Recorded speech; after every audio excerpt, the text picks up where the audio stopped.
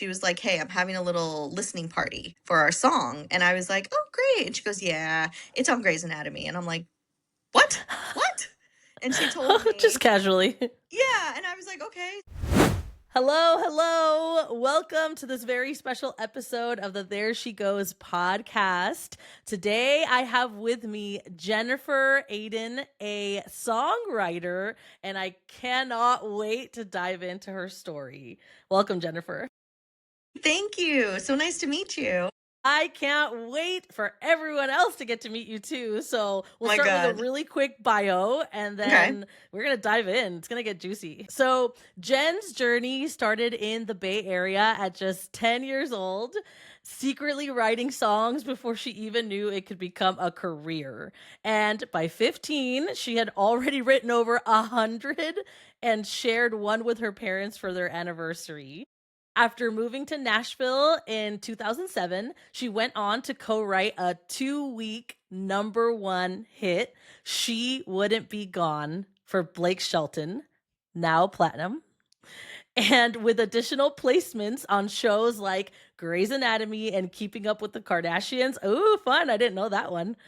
And she now runs her own publishing company and mentors other songwriters. So, what a treat. Thank you, Jennifer, for taking some time to get on the show and speaking to us today. Yeah, of course. I'm so happy to be here. I can't wait. So, and I'm so grateful, by the way. Shout out to Jacqueline for introducing us. So, thank you. Ooh, sister. Jennifer's sister. Hopefully, future guest on the show. Yes, for sure. Yeah, okay, Jennifer, and you know this, like, I feel like every single email I have sent you has been, I'm so excited for this conversation. I'm so excited. And I'm so serious because I really feel like, and yes, this is going to be pun intended, that songwriters are the unsung heroes of the music industry.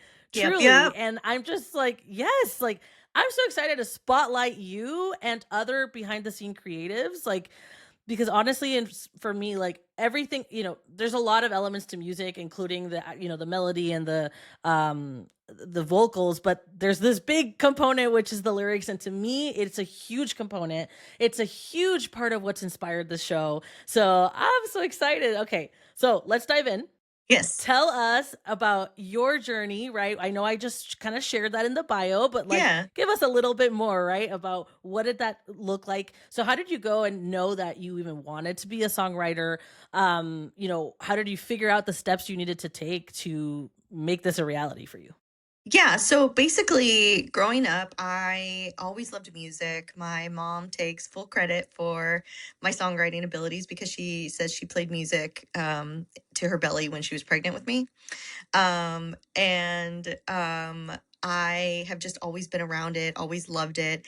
And then I just started just writing and writing lyrics. And with those lyrics, there's also melody that I heard in my head. And I was like, oh, this is kind of a cool thing I'm doing. But I didn't think anything of it. Like, and speaking to my sister, she would always say, like, um, write a song about this person. Or if we were out at like some out to dinner or something, she'd be like, write a song about this person. Or and I would just write down like on a napkin or straw paper or anything, like just ideas or something that I had. And from there, going to school and learning more about like, English was my favorite subject in school my whole life. And having to read and write, it was just like the best. And from there, it just kind of grew into writing poetry and writing everything. And I consider myself just a writer to begin with. So I went to school, and when I was about 10, I wrote my first song while I was sitting in a class that I was probably really bored in. Probably math, but I think it was history actually. And there was a guy that I thought was cute in there, and he like I don't know, I just thought he was cute. And so I wrote a song about him called Secret. And it was like, I've got a secret and nobody else knows. And because I have a crush on this person, like it was just that kind of like, young vibe. And so then I was like, that was my first real song. And I was probably like probably 11, something like that. But I had been writing, like, obviously before that. So then kept writing, kept writing, kept writing, kept writing, and then got into high school. And everybody has or had a diary or journal. I had one, but it was only song lyrics, and my whole Mm. diary was just all full of song lyrics. And so I kept writing these songs, and then one day went to my parents. It was their 25th wedding anniversary, and I sang them a song at their party. And they're like, "Oh, cute, you wrote one song." And I'm like, "Yeah, but look, I got a notebook and 100 more. I'm not really sure what to do with this." And they were like, "Wait, what?" So, my mom, being the very vocal, very empowering woman that she is, told everybody about it that she knew. And basically, one of her friends knew a friend that heard about a song contest that was on the radio. And it was, so I entered the song contest, and then I went and looked at like all of these other song contests. And the song contest happened to be VH1 back in the day. They had like VH1 Behind the Music or VH1 Song Contest. And so I was like, I want to enter one in every category. I want to do country and pop and rock and whatever. So I recorded a bunch of songs, did one in every category, and won every category. Oh my And god! yeah, and they were like, they sent me all these certificates, and so it started to be a thing where I would like submit, and then they would send me stuff, and like it would just be like I won. But I didn't really get anything because of that, so I just started looking for other opportunities, looking for other song contests or whatever. Found a couple, one of them being the Jeffrey Steele songwriting contest in Nashville. And I was like, sure. So I entered and I won, and I got to go to Nashville to work with him.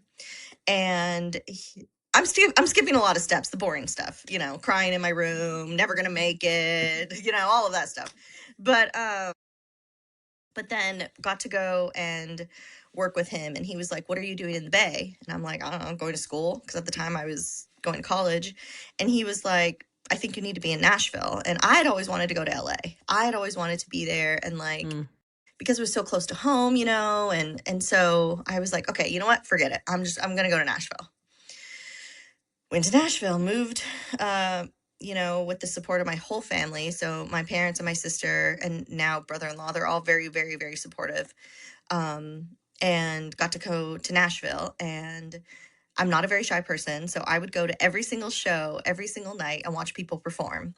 And then there was this one night I went and met this one guy, and he had been played a show, and he was really good. And I was like, "Hey, I worked with Jeffrey Steele. I now live in Nashville. Would love to write sometime." So we got together. The first song we ever wrote was called "She Wouldn't Be Gone."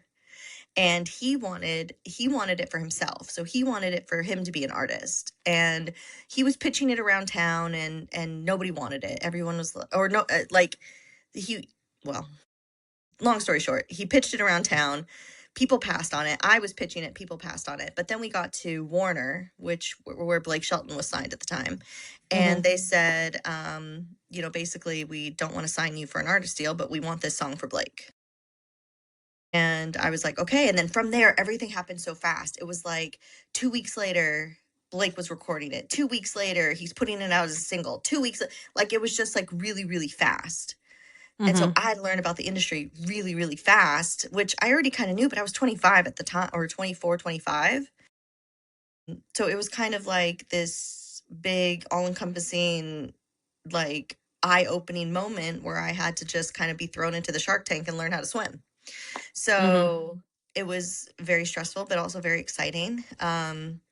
And then from there, it just kind of spiraled into me writing with a bunch of people, and you know getting all the songs I want. Like it just kind of dominoed into like an incredible career that I love doing. So I'm really inspired by your career. So I'm like, wow, this is amazing. And that was very interesting because I honestly I really don't like have this information. And I think that a lot of our audience probably doesn't either, which is exactly why, you now have like this company where you do mentor other songwriters because hmm I can imagine that it took a lot of learning what's like how does the industry work. So like for example, I thought it was very interesting you just mentioned that for the song She Wouldn't Be Gone, I assumed that you like pitched it to Blake or that you wrote it for him or that he, okay, you know what I mean? Like I yeah, didn't realize you had written it and then we're trying to figure out like how is this going to go public basically. So see, that's Yeah. already interesting.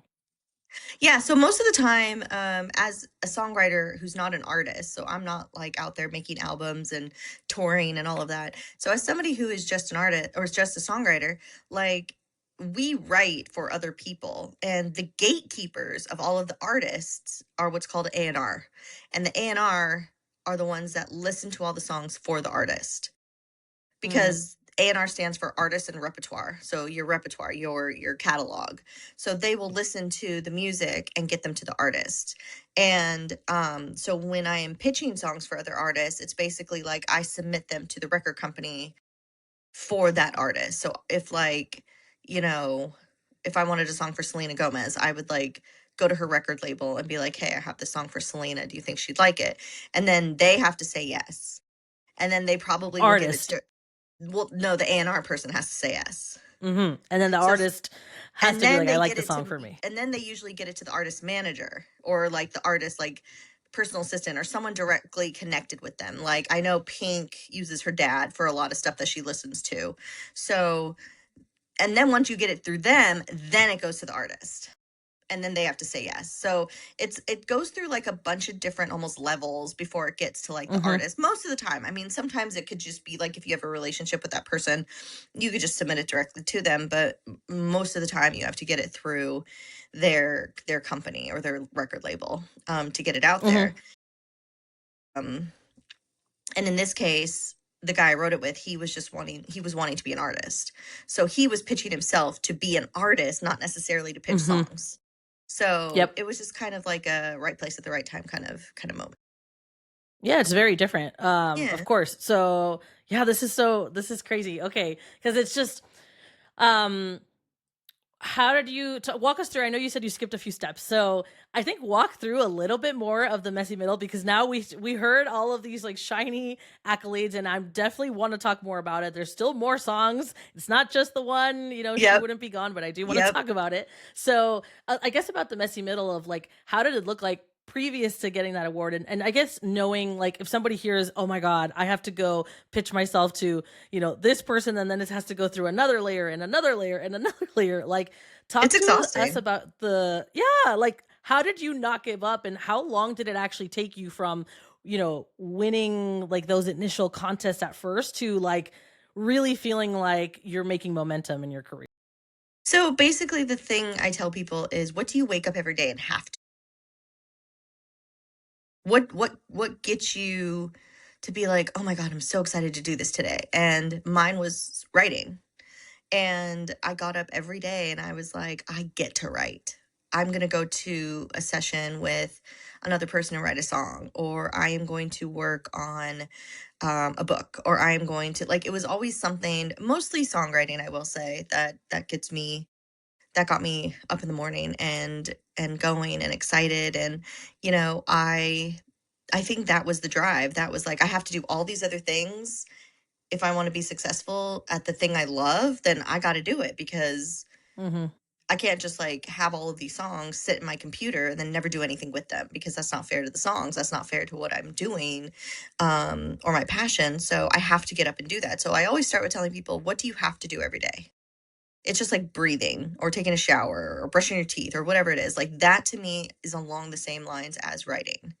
And I love doing it. And I mean, it might not be every single day, but there's at least every single day where I think about it, where I have an idea and I have a whole notes app of like writing things down.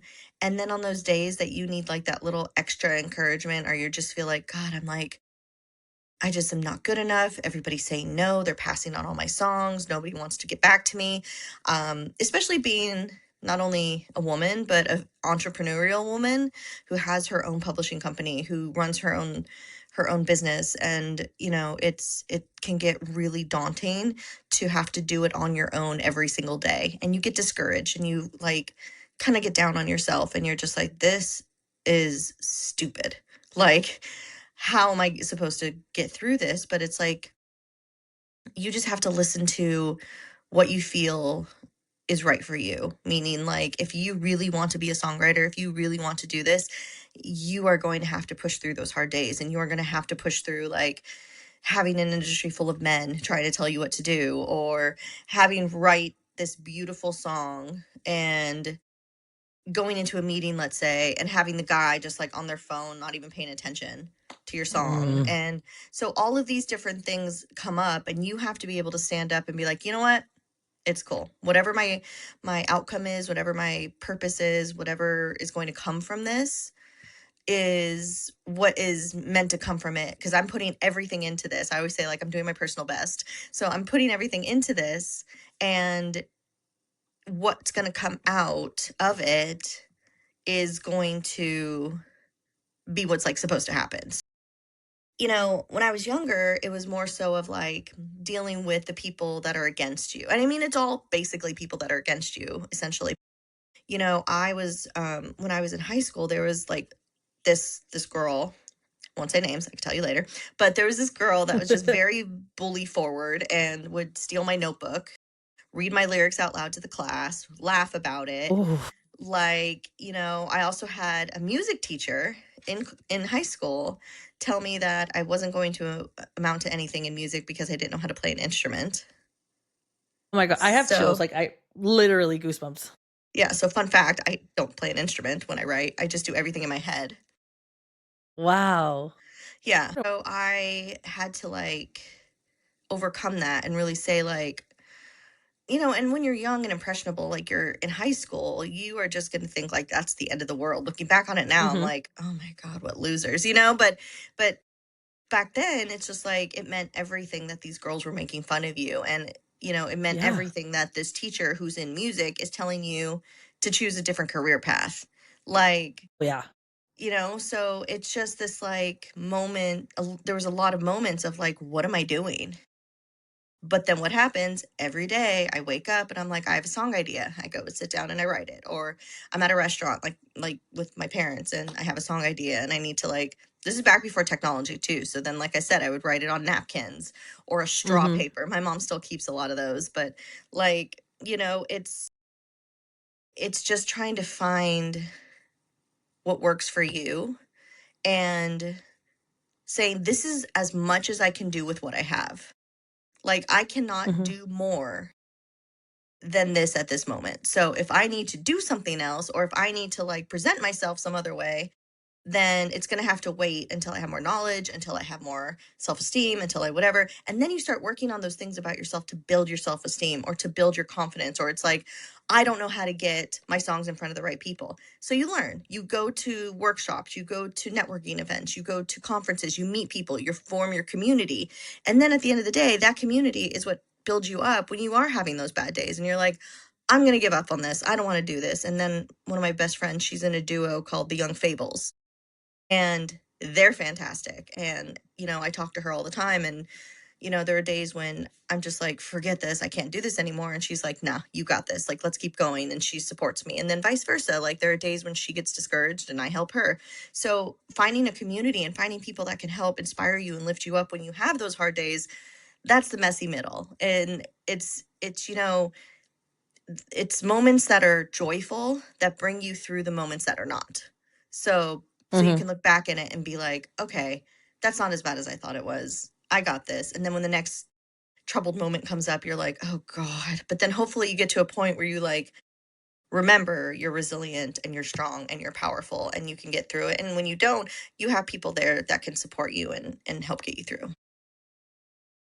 Wow. There's so much gold in there, like, all the way from the conviction to, I can't believe that you had your these are vulnerable, I think song lyrics or just any notes, period, right? Anything that you are, like, expressing is very vulnerable, Yeah. especially if you're in high school where Mm. you're extra vulnerable to criticism and peer pressure and all that. So, that was a lot. It did take a lot of resilience, and I'm just so glad that you didn't let that stop you because it sounds like it was so much louder, this idea that you can't stop writing songs, Yes. and, that was louder than the criticism, it was louder than the Yes. voices that were telling you no.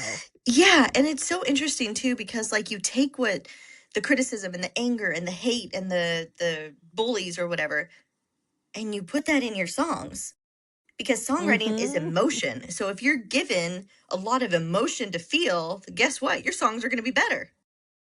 Mhm. So all of That's this so like true. so all of this like trouble and just like heaviness that gets thrown at you, you turn around and you put it into a song and all of a sudden that song is like nailed it.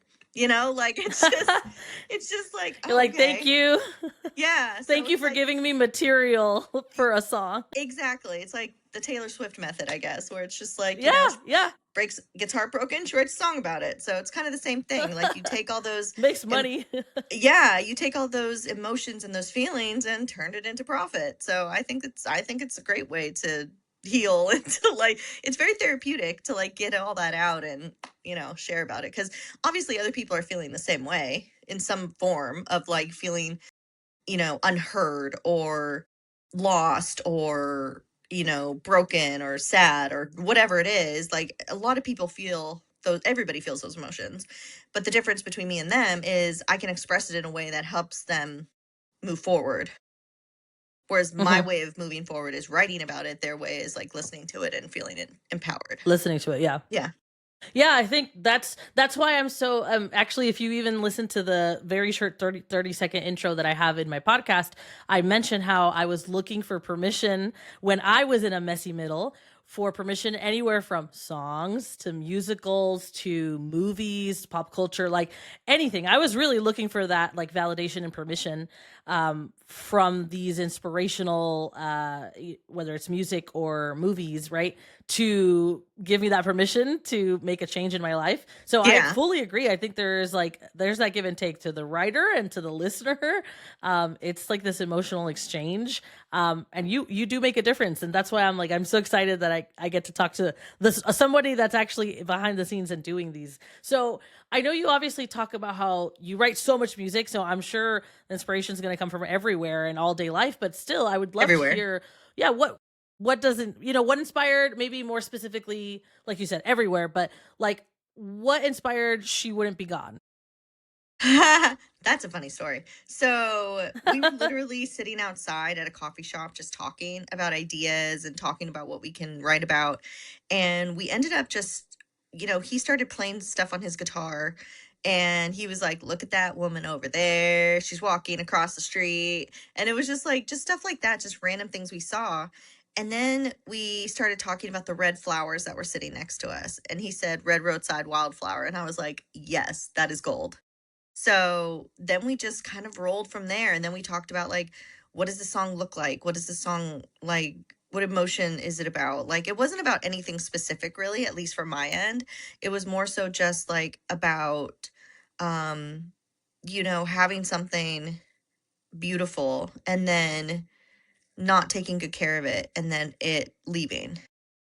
Mm, That's kind of what the song is about, is where, Blake in the video was like, upset about not treating her the way she needed to be treated or not loving her the way she needed to be loved. And then she left because she was like, I've had enough. And he was just like, I should have done more to keep you. I should have done better. And I think we can all relate to that in some sense of like, I could have done better at this specific situation in my life or this specific time in my life. And, you know, even now, like even people of all ages can relate to that. It's like that regret or that like remorse for something. And so I think that's where our head was at for that. But we wrote the song in like 45 minutes. So wow. yeah, Wow. yeah. So I actually, Including the melody and everything. yeah, yeah. And then he recorded it and it was like this, like for a demo, because we had to play them something, for them to hear. And it was like, okay, we recorded this demo, we recorded this whatever, and now we can play it for people. And it was just amazing. And at first, I didn't know what we had. I didn't know that we had like a hit on our hands. I thought it was more Mm, of like, it's a great song. But then when I heard the demo, I was like, this is killer. This is killer. So, and it makes a difference because when we wrote it, it was just on guitar. So you mhm. couldn't hear all those intricate details that the demo or that the recording like has with the drums and the bass and the whatever. So yeah, it's just definitely different vibe. But so it wasn't about anything specific. Not like the one I wrote with Scott from Pentatonics. That one was very Mhm. specific. So Mhm. Oh my yeah, gosh, how fun. And that's so a follow-up question to wrap up at least the She Wouldn't Be Gone, because I'm like, okay, we need to get to these yeah, other yeah, songs yeah. too. I'm like, but for that one, I mean, that was your first, I think that was your first like hit, like number one Yep, song that became yep. platinum. How did that feel? Like, what did you feel when you're like, I have made it? Like, this is like an award-winning song. It was the coolest effing thing ever. Like it was just like so surreal. It was so like I don't know, it just felt magical. I don't know how else to explain it. Like it's a very cool feeling to know that something that you created is out in the world being listened to by millions of people, and they all like it enough to keep listening to it, and then you get awards for it. Like that is so cool. Like, and I just kept wanting to do it over and over, but it's it's a very fleeting gratification where it's like, Yeah.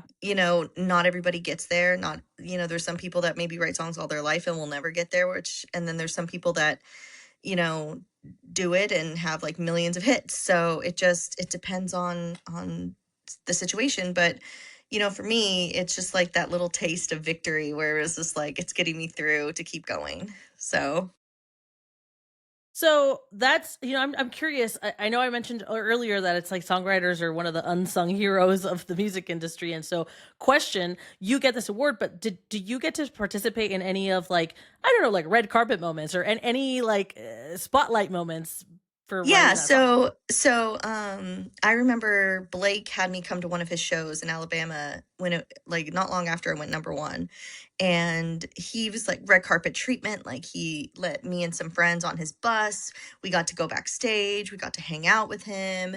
He very kind. He's such a good person, such a really kind person, and he's very genuine and just as funny as he is on TV too. Like he's fantastic. So I was able to do that. They threw us a number one party at the company that I'm with, and so we got to celebrate and have a number one party. You know, Obviously Blake was there, and my family got to all come, so that was nice. Yeah, and then when he had his, I believe it was his 20th number one song, then he threw a party and I got to also go to that and Wow. be with people and network and talk and hang out. And that was at the record label in Nashville. And then when he just recently last year, I think last year, had his 30th number one party. So I My got to go, gosh. yeah. So I got to go to that in Texas, and that was red carpet. And Gwen Stefani was there, and got to meet her. Backstreet Wow. Boys were there. Oh, Winona how Judd. fun. Like it was so much fun. It was so much fun. That's so awesome. Yeah. So yeah, I get to go to a bunch of things like that, and I got to go to the ACM Awards, which is it was in Vegas. I don't know if it's still in Vegas, and then CMA Awards. So all of that stuff I got to go to and participate in. So yeah, and then the biggest one was I got to go to the Grammys. Oh, amazing. Got to Yes, walk the the big red one. carpet at the Grammys, and brought my mom. She was my Grammy date, and we were walking, I think, in front of Pharrell and then behind Katy Perry. Yeah. Awesome. It was Wow. yeah, it was cool. It was cool.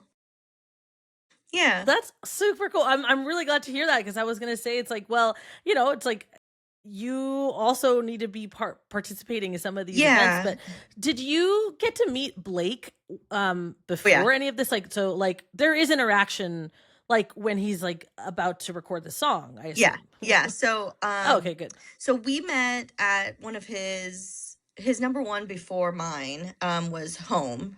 He did a remake of Michael Bublé's Home. And, Hmm. so I got to go to that and meet him and talk to him. And, when I was getting my award, he was holding my hand, like, in the back of the room before, like, I got to go up and get the award. He was holding my hand.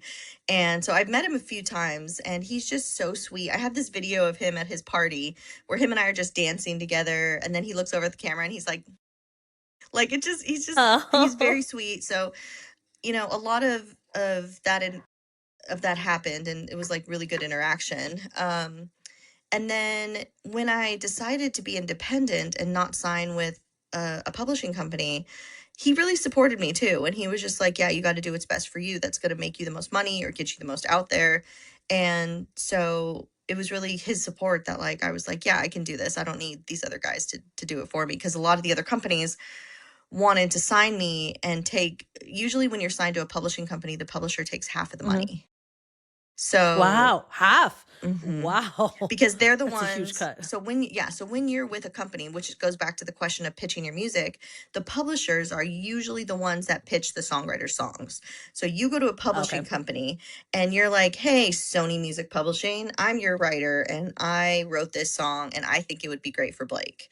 And then Sony, my assigned publisher, would take it and go play it for Warner, which is where he was at, but like Warner, the A&R at Warner, and say, "Hey, we got this song for Blake." So they're the ones that are pitching your stuff. So Mhm. I decided not to go with a publishing company because none of them, all of them pretty much passed on my Blake song when I played it for them before Blake got it. And they passed on a lot of my other songs and they weren't really into it, and it was just kind of like this, I didn't feel supported. I just feel like it was a money grab, essentially. Mhm. So I was like, I'm not going to do that. So then I started my own company. So basically, starting your own publishing company means you're in charge of pitching your own songs. You are in charge of getting yourself out there. So I made sure I did. I hustled. I made sure I was aligned with the Grammys. I was with ACM, CMAs, everything that I needed to so that I can like be successful. And I made sure that I had connections at all these places so that I could do it all myself. So, yeah. That's huge. I know that's a big deal because yeah, going on your own, you're like, now I'm not just songwriting. Now I'm a business owner. Now I'm networking. Now I'm pitching myself. Now that's a lot of work too. Yeah, But then it's also very gratifying when it was all you. So then everything does monetarily also go back to you.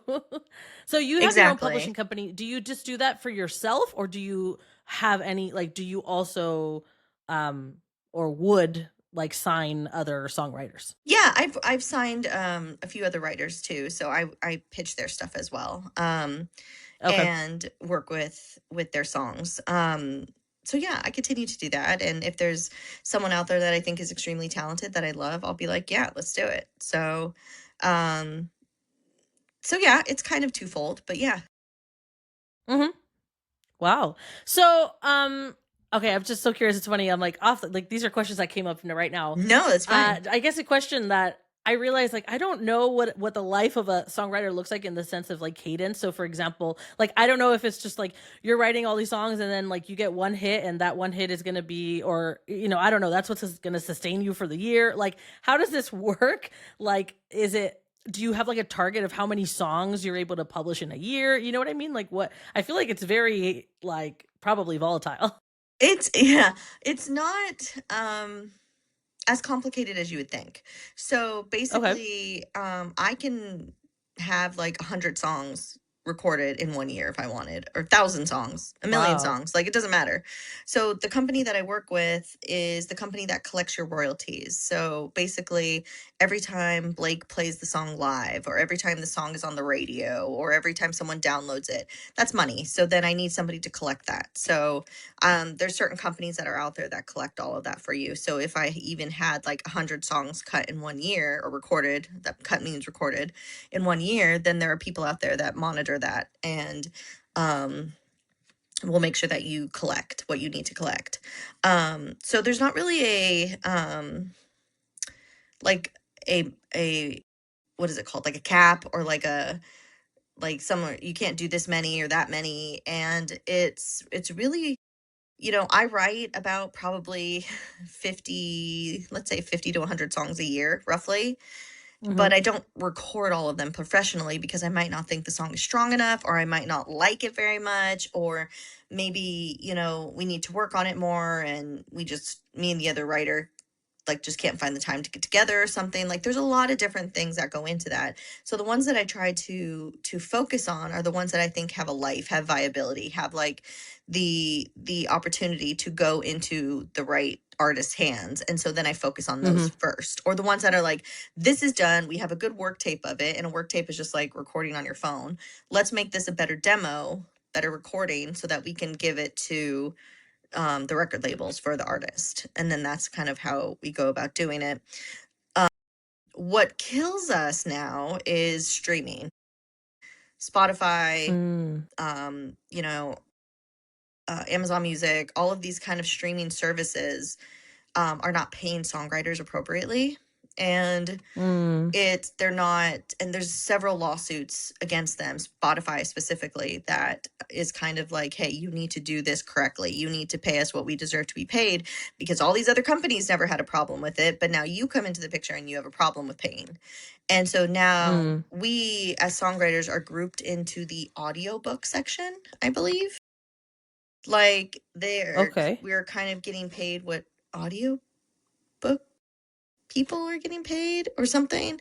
It's very complicated and I don't want to get into it now because it's like a whole topic could just be about that. But so because something that could have sustained us financially for a longer amount of time, now we are not even making half of that because of Mm. it, Wow. which sucks. And then, there's a lot of sexism still in the industry too, especially in Nashville around like, women and writers. And, there's a lot of male country artists, and behind them are a Mhm. bunch of male country writers. And very few times a woman writer will sneak in there. But it's definitely one of the reasons I moved to LA or back to LA was, I just wanted to feel more seen and more heard. And I feel like I could be that out in LA instead of in Nashville. So, um, Wow. it's a whole different world. Yeah. So, It is, yeah. This is why this is why I said this is interesting because I think we might hear here and there a little bit about this. Like it's like I have assumptions and I think everybody does make assumptions, but I'm like, okay, you're living it. Like you're in the thick of it. And you're validating some assumptions and then some that I had no idea, right? Like the right. streaming services. And I'm Yeah. sure, like, I'm not, yeah, like you said, we don't even want to get into that, but I'm sure AI is going to just bring a lot of challenges to the table. Already We could have. do on a They, whole nother episode. they already have. Yeah. We'll do one episode on streaming, one episode on Streaming. AI, and how songwriters are getting screwed through both of them. So this is great. The Fun, one, right? the people that like it is about music, the ones that create the music that everybody else consumes are the ones not getting paid. Like, Mhm. Mhm. Yeah, in general, and like I think the creator economy, right? It's like yep, exactly that's just it's creator economy, whatever that looks like. In this case, we're talking about songwriting, but any creators, right? You're just like, oh, you're using so much of your time and energy and expertise and knowledge and creativity and like and people want to consume this information. But then to do that, then we need to be compensated in a way so that we can keep creating. exactly, exactly. You know? So that is important. And I also really love that you're mentioning the difficulty that it is to be a woman in this industry because I'm like, thank you for validating that too. And it is something that I'm not as aware of, but I know that that's a challenge in varying degrees in every industry. And so Yeah, I'm actually really on top of that, really glad that you're on this show today. Not just sharing all these wonderful, like, things about your own career journey, but you're like, and look at what I'm doing despite the odds against me, despite the odds stacked against me. Right. yeah. So, And ooh, I, so good. I know, and it still sucks because there's a lot of times where I just think like, well, I don't know if you're a Taylor Swift fan. She has a song called "The Man." I am. Yes. I love that song. So it's like it would be easier sometimes if I was a dude, because then it's like I would be way farther in my career than I am now, or I would have different opportunities or whatever it is. But at the same time, it's like I like fighting the injustice a little bit, because then it's like it's more satisfying when it finally like comes to you, because you didn't have it easy. You had to overcome all of these things that are being thrown at you in Hmm. order to get to where you need to get to. And it's still not easy. Like I still have those days where I'm like, "Oh my god, really?" But then, it's you just kind of pick yourself up again, like we talked about, and you just go, okay, I want to do this more than I don't. So, Ah, so good. You know what? This is actually the perfect segue into the next song that I really want to touch on because actually, to me, it's one of my favorites that I know you co-wrote, yeah. which is "Metamorphosis," Okay. sung by the artist Milk. Right? That's how you pronounce it? Yeah. Okay. I love this one. So, for you Grey's Anatomy fans, this did get featured in a Grey's Anatomy episode on March 23, 2023. So, go look it up if you want to find out what episode it was. But Yeah. the reason that this song is so inspiring to me, I'll kind of talk a little bit about like my own journey is that I read the book or just finished reading the book Worthy by Jamie Kern Lima. And I don't know if you've heard that book, but part of this book on chapter 19 she talks about the analogy of the caterpillar turning into a butterfly, and I feel like I mean frankly it's like I think we've all heard the analogy of the butterfly, I mean a caterpillar turning into a butterfly. However, two things that struck out to me that I had not heard, and you actually touch upon one of these in the song. Number one is I had no idea that the caterpillar completely liquefies in the cocoon. I'm like, talk about the metamorphosis like process when you're in the thick of it, in the middle of a transformation, this messy middle, the point where, yeah, before you became a number one platinum songwriter, all this doubt, all these odds stacked against you, you're already a minority in this industry as a woman in the industry, right? So talk about the liquefying, like you literally go from a physical state to a liquid. I mean, that's a really tough period. But the other part I didn't know is that when you come out of that, so already you just went through this like really intense process. Now the caterpillar is now, formed into a butterfly, but when it goes out of the cocoon, it comes out with wet wings. Mm-hmm. I didn't know that. And so reading this book and this chapter, hearing about how when a butterfly comes out with wet wings, it actually can't fly yet. So it's actually, even though it just went through this crazy metamorphosis state, it is actually still at its most vulnerable and it has not flown yet. So I'm like, oh, chills, because you literally in the song say like wet wings, they will dry, Mm-hmm. so I really loved it. So I want to hear a little bit more about how that process was, like co-writing it first of all, because it sounded it was like a large group. Like what was that process like? How did you come up with this like wet wings like phase? And then what did it feel like to find out that it was going to play on Grey's Anatomy? Yeah. So my good friend Milk, her stage name is Milk, and her name is Connie. I've been working with her for a really long time, and we've been friends a really long time. And she had called me one night or texted me, and she said, I have this song that I started, but we need help with it. So it was basically her idea, her concept. And I was like, yeah, I would love to come on the song and help. And she said who the writers were on it. And one of them, well, I knew Ben from working with Connie, who is also on the song. And then, the other guy that was on the song, he wrote for Adele. I don't know if you noticed that. Wow. So Dan Wilson. So he had written it with he wrote Someone Like You for Adele. And so he was working on this.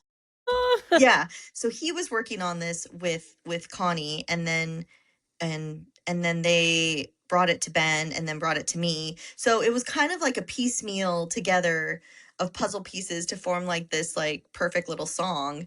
And it was like this magical moment of it kind of coming together. And one of my favorite parts of the song is like pain and growth like teenage bones.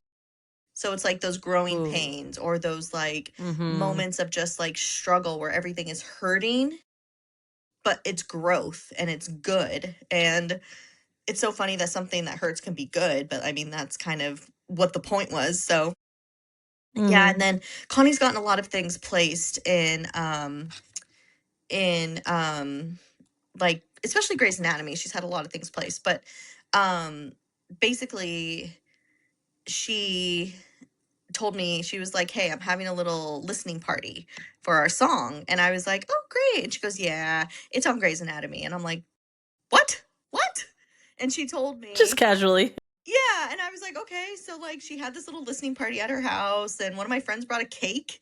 And then like it was just like this whole thing of it was just a really special day. And not the problem, but the really cool thing was they played the full song on the show. Like in that moment, they didn't play like just a part Yeah. of it, like they sometimes will do. They played the entire song, and it was so cool. And to have my friends there and listening to the song that I did on this TV show that my parents used to watch, like it was just kind of a really cool moment. So yeah. That's so fun. And her voice is stunning. So she did that song justice. It's just very rich. And I remember seeing she posted, I thought it was so funny. She posted this thing about how like it's like, her parents wanted her to be a physician and not a musician. And then she's like, well, guess what? My music made it onto a physician's show. Like, does that count? Yeah, yeah. She would be a great one to have on the show. She is wonderful. Like she's one of my favorite people to collab with and to just be around in general. So yeah, she's great. So it was a really special song that we had out there. And I just love that I was able to share that with her. So It's amazing. And I'm telling you, like that song was it hit it's like the perfect candidate for the kinds of songs that I was looking for before starting the show, and frankly to this day, like I need that inspiration in my life, and it just it gets me, it gets the chills. Like you all did a yeah. masterpiece with that one. So Thank you. Thank you. Yeah, it was great. It was fun to do. Yeah. definitely you got to check it out. I'm telling you, I'm adding, of course, any of the songs that I mentioned, I always put in the show notes and everything because I want to make sure Love. people get a chance to, it's an immersive experience over here, Yeah. okay? Yeah. Yeah. Absolutely. So another song, I mean, well, at least the one that I know of, the last one that I know of, but it's you did mention it a little bit earlier about "Call My Dad" that you co-wrote with Scott Hoying from the Pentatonics. So that one also got me in my feels. It's like perfect for Father's Day. Like It always no gets matter me in my how old I feels. get, like yeah. Yeah, and the crazy thing So I is mean, no, sorry, go ahead.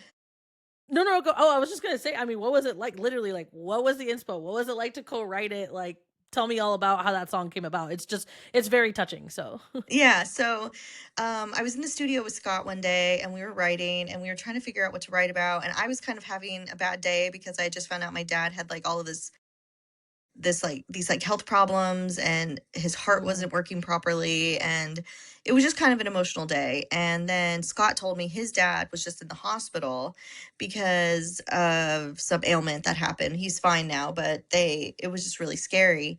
And so we're both talking about this. We both kind of start tearing up. And I was like, maybe this is the song that we have to write because this feels really special.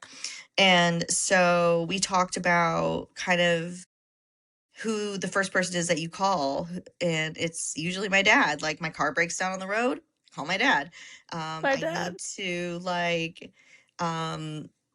if I'm having a bad day and I want my dad to buy me a little treat or something, like, you call your dad. Like, it's just he's always there. And I can't get too into it because I'll get emotional, but like, I'm such a daddy's girl, and I'm such like, and I think my sister is too, and my best friend is, and like, it's just, dads are very special. And when you have one as great as mine, it's really um, painful when you see them go through something that's like kind of shatters their world a little bit. And uh, so sitting and writing this song was like really cathartic for us. It was really like magical because we were able to sit down and tap into two emotions that we were both feeling. Scott had to walk outside a couple times just sobbing, like just how he Oh, was feeling. And yeah. I and so we decided to put it out on Father's Day. This was a couple years ago, and it was really special because my Blake song went number one on my dad's birthday. Oh, And wow. then now I have a song about him. And um so it's just really special. It's just really special. And Ah, so we just started talking about all the things that we went through as a kid, like telling bad jokes at dinner, or my dad used to be my coach of my softball team, so that was in there too. And just all of these different things. And it's so great writing with Scott. He's fantastic. So yeah, it was really good. And then now the crazy thing is him and his husband are adopting, and I think they're adopting, and they just are having a girl. They're adopting a daughter. Oh, I was gonna say, didn't he just become a dad? I think, yeah, I was gonna ask Yeah. you. So, yeah, and then so this song kind of hits with that too. So, yeah, it's really cool. Oh, how cool. And this one's just it's just so relatable. So, yeah, and it is emotional and like, especially if you do have like you said, if your own father's going through any health concerns or if just in general, just like getting in tapping into that feeling and into those emotions of how much your dad means to you, it doesn't matter what age you are, and that's true for both, mom and dad for me at least. Yeah, I feel that. So, that was a Yeah. beautiful one. And did you I know you said that, like, that's what sparked what you wrote about, but had you already come into the studio because you were going to write a song? Yeah. Yeah. Or and then this was the song that came out of it? Okay. Yes. Usually that's the case. Like Wow. usually we'll get together, whether it's Scott or who else or whoever, and we'll get together and just like I don't usually prepare. Like I just kind of show up and kind of ride the vibe, whatever the vibe is. If people come in and they're super happy or they just got engaged or whatever it is, I'm not the best at writing happy songs, but I can get through it, you know. So I'll do that. But then if they come in and they're like, "Oh, my boyfriend and I fought, and we just blah blah blah," and I'm like, "Excellent, tell me more." Like it just, so it just depends on the vibe, and I kind of roll with it. I always say I'm a chameleon songwriter because like I can adjust and adapt to whoever's in the room, whether it's an artist, whether it's another songwriter, whether it's a producer, whoever it is, I can get in there and um you know one of the songs I wrote, this is a while back, was actually with DMX's producer, um and totally not the vibe I'm used to. I'm used to walking in with my laptop, opening it, talking about our day or whatever, and this was just like I walk in, there's you know black lights everywhere, blue lights, whatever those are called, the iridescent lights, and then he's like, "All right, get in the booth," and I'm like, "I don't do vocal You're like, booths." "Whoa." And I was like, "I don't do vocal booths." And he's like, "You do today." And I'm like, "Okay."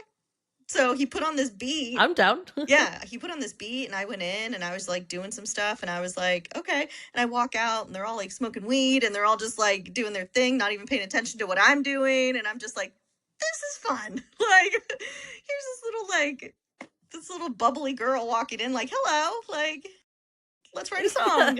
I'm ready to write a song today. Yeah. "What do you think, guys?" Like, it's just, and they're just all like, They're like, "That's not the process." that's not the process.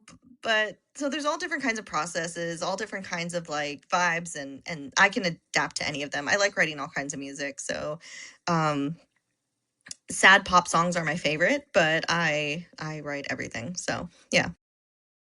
From a writing standpoint, yeah, like, from a lyrical standpoint, I agree, because those hit the hardest, at least for me, like, yeah, sad pop, I'm like, "Oh, that's what I wanna listen to." Yep. That's when the lyrics are, like, extra important for me, and then some of, like, like a happier song, it might not be as important as, like, the beat for me, that Hmm. it's, like, I need to feel that it's energetic, so Right. I can understand that. Yeah. So, I'm curious if, 2 more things too, well, there's a few.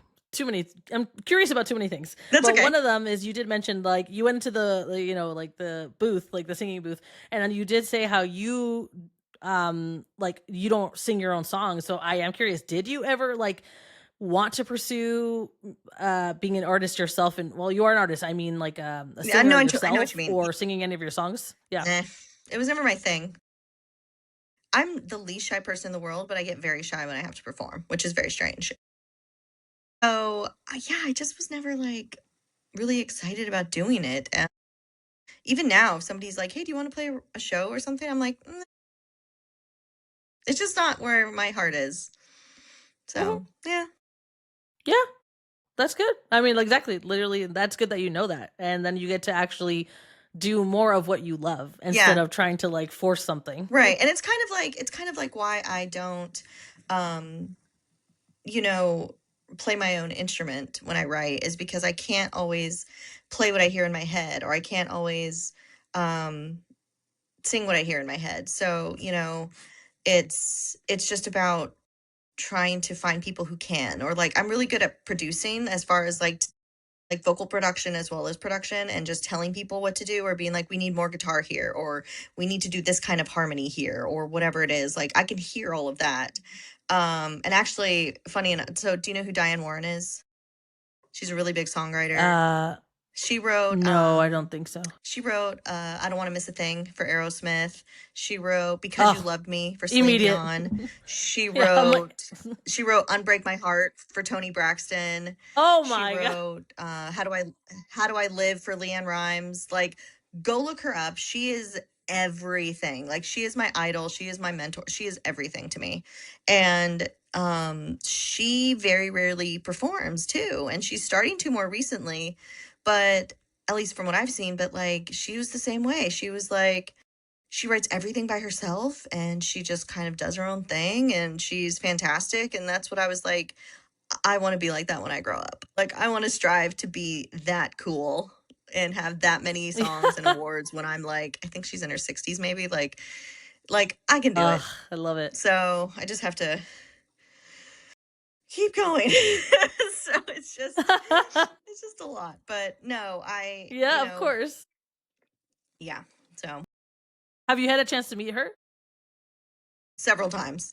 And Oh, okay, amazing. the oh my god, I'll tell you a funny story. It's really quick, but I met her one time in New York, and she was being interviewed, and at the end they're like, does anybody have any questions for her? And so I raised my hand and they brought me the mic, and I was like, it's not really a question, but I just wanted to thank you for being so inspiring and writing the kinds of music that I strive to be like it, whatever I said. And I just started bawling just in front of the like hundreds of Oh, people in the room, just bawling. And I'm like, and I'm sorry, I'm crying. And then I like just and can't I'm sorry. hold back. And then afterwards, I went up to her and I was able to talk to her and stuff. And she was like really, really nice. And then the next time I met her, I was like, remember me? I was the girl that cried. And she was like, I remember. So, and Hey, you made yourself memorable. I did. I did. So, yeah, now she remembers who I am, which is weird on a first name basis with her. And it's like every time I see her, I'm like, oh, like, so, I love yeah, that. yeah. So, That's like a so I know they say don't meet your heroes, but that was a good example of like, hey, you met your hero yes, and she is who she says she is. yes. And then my other idol is Mariah Carey, and I don't know if I want to meet her, but Diane Warren is at least, is at least great. Well, actually, that reminds me. That was my last question for you. Is if there is there an artist that you still dream of writing a song for that you have not been able to write a song for yet? I mean, Mariah Carey, but she writes a lot of her own stuff, and I know she collabs and stuff, but Mariah Carey, Kelly Clarkson would be one. I love her. The Oh, the timeless artists like Celine Dion would be one. I just but Kelly Clarkson, Christina Aguilera would be one. ooh, Yeah, she's got all kinds of range. yeah. But yeah, I mean, I just love female vocals too, especially in pop music. And so writing a good sad song, if I can get like one of my favorite sad songs recorded by a big artist, that would be Life Made. But yeah, Love. I mean, you already have a lot of really good artists in your repertoire, but you know what? yeah, You still got some ways to go, like you said. So you never know. We'll be yeah. here in a few years, and you can tell me all about some of the new artists you've been writing songs for. Exactly, exactly. Yeah, I know. I'm like, we don't have enough time now for all the ones I've worked with, but like, yeah, it's been a fun journey. Really fun. That's awesome. Yeah. Well, then, what would you love for listeners to take away from this conversation and from your journey and everything? Um, so basically, really quick, when we don't have to get too into it, but like I run a nonprofit called West Coast Songwriters, and it's been around for so long. And it was how I got my start in the industry. So I got my start from being a member when I was like 17 years old. And I learned about the business, learned about songwriting, honed in on my craft, did all of that through them. And now it's been a full circle moment because now I'm running the whole thing. And so just about supporting each other. And that's what West Coast Songwriters is about, supporting each other in the industry, creating community, really having that empowerment that you need to keep going with life. And so I encourage people to support your local songwriter, and just never give up on yourself, because you're always like one yes away from your life changing, and you're always one moment away from like everything just being really different. And giving up is not an option, but if you need to take a break, if you need to take a rest, if you need to reshift your focus, reshift it, but then come back to what drives you and full circle again, get you up in the morning. Like, keep doing what you have to do every day. If you are doing something that brings you joy and that brings you love, then keep doing that. Um, and then just go to more live shows, support local shows, just really help those support those that need a little bit of extra love right now. So, especially with the state of our country, but also the state of the world right now, just do everything that you can to support each other and to love each other. Thank you. And I really wanted to validate just the community aspect of things, especially all the moments you mentioned, like you're, questioning things. You have, it just, there's nothing like being around other people who are going through a similar situation, and something very, in your case, with this nonprofit organization, very specifically, if you're a songwriter, like only another songwriter is going to understand your journey, Right. so I think that that's really awesome that there are ways to plug in so that you do feel support, you do feel that you can reach out to someone and be like, I'm struggling right now, or should I just give up, and someone that can really hold your hand there. So Right. yeah, I think that's awesome Yeah. that you're, yeah, validate that. So Thanks. how can people connect with you, because I'm sure people are going to want to connect with you after listening to this amazing episode? So I'm on all the socials at Jennifer Adan 13. So Jennifer Adan ADAN 13. And then also my website is just jenniferadan.com. So ADAN. Everybody says Perfect. ADEN, but it's ADAN. So yeah. That's a good clarification. Yeah. Thank you so much, Jennifer. This was awesome. And obviously, all of this information will be in the show notes. Go follow Jennifer, go check her out, but also check out all of those songs that we mentioned. Yeah, and enjoy. Thanks so much again Thanks for so giving us your much for time. And I hope having that, me. of course, Yeah. see y'all next time.